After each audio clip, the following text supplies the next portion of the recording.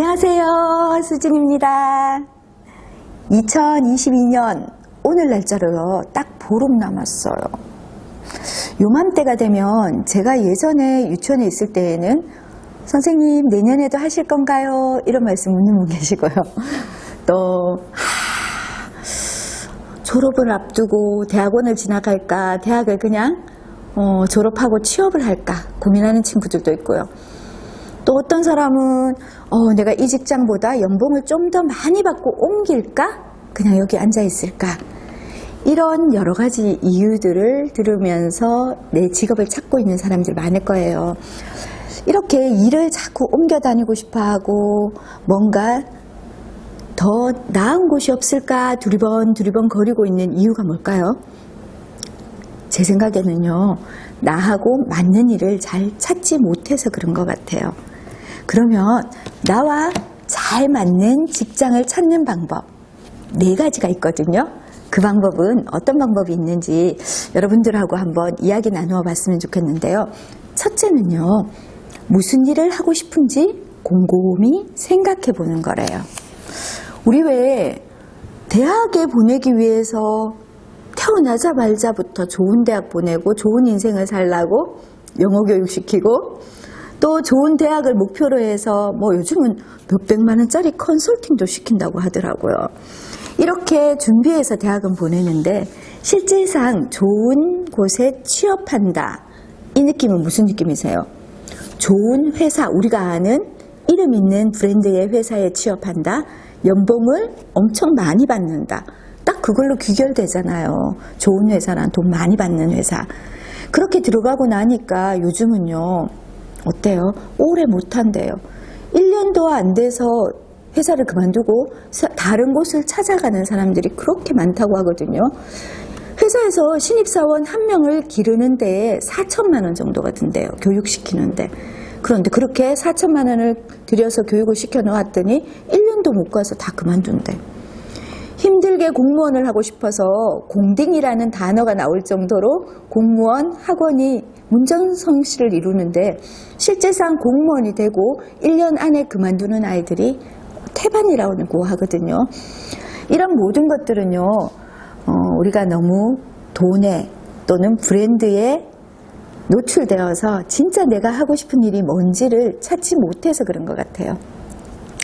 어떤 식으로 노력했든지 간에 그 새로운 상황 속에서 내가 진짜 열심히 해서 내가 하고 싶은 일을 할 수 있도록 좀 고민하는 시간 가져봤으면 좋겠어요. 무슨 일을 하고 싶은지 곰곰이 생각해보는 시간. 두 번째는요, 어떤 사람과 일하느냐도 굉장히 중요해요. 제가 예전에 유치원 교사를 할 때 좀 너무 어려가지고요, 그냥 내가 하고 싶은 대로 했어요. 내가 하고 싶은 대로 하다 보니 선배 교사들이 나를 봤을 때에는 좀 티낸 사람이었겠죠. 근데 티낸지도 몰랐어요. 그리고 제가 왜 저럴까 이렇게 생각한 거죠. 그냥 내가 잘난 척 하려고 한 게 아니고 그냥 내가 생긴 모습대로 했지만 그 사람을 배려하지 않아서 생긴 일이었죠. 그렇게 하다 보니 나만 미워하는 거야. 나만 너무 미워하니까 가기 싫잖아요. 회사에 가기 싫어서 안 갈 수는 없고, 애들을 다 가르치고 나면은 3시 이후에는 선생님들끼리 모여서 작업을 해야 하는데 그게 너무 싫어서 원장 선생님한테 가서 아프다고 거짓말하고 일찍 조기 퇴근도 해봤어요. 어느 정도인지 알겠죠. 그렇게 못 어울렸어요. 그랬는데 이제 나이가 들고 이렇게 생각을 해보니까 나의 잘못도 있었고, 맞는 사람, 나에게 잘 해주는 사람이 70% 정도는 된 것 같아요. 그 나를 좀 시기 질투했던 그 선생님은 30% 정도 안에밖에 안 드는 사람이에요. 이렇게 기준을 둔다는 게 좀 웃기기는 하지만 7대3 정도, 한 30% 정도 내가 별로 마음에 안 들고 내가 별로 싫다고 생각하는 일이라면은 이 회사를 그만두기보다는 여기에서 내가 하고 있는 일을 잘 찾아서 잘 다독거려서 정말 잘할 수 있는 일로 좋은 사람의 관계로 만든다면은, 그러면은 우리는 이 회사에 계속 남아있을 수 있게 된대요.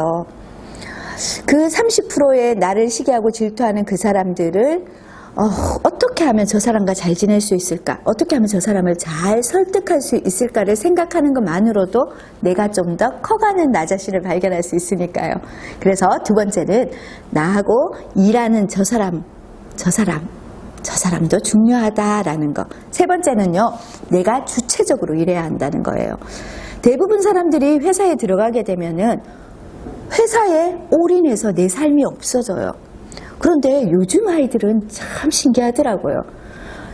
예전에 저희 때만 해도 들어가면은 전부 회사에 쏙 들어가서 상사님이 시키면 그대로 했어요. 그런데 요즘은요, 자기가 하고 싶은 말 다 하고요. 그게 버릇없이 하는 게 아니고 정말 요구해야 하는 거는 요구하고 들어달라고 이야기를 하더라고요.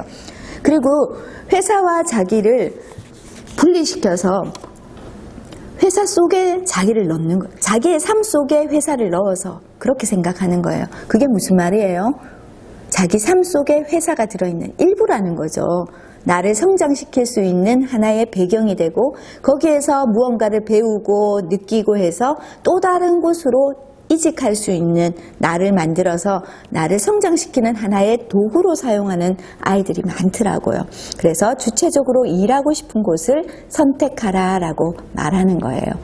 그리고 네 번째는요, 내가 회사를 선택하는 나만의 기준을 가져라고 말해주고 싶어요.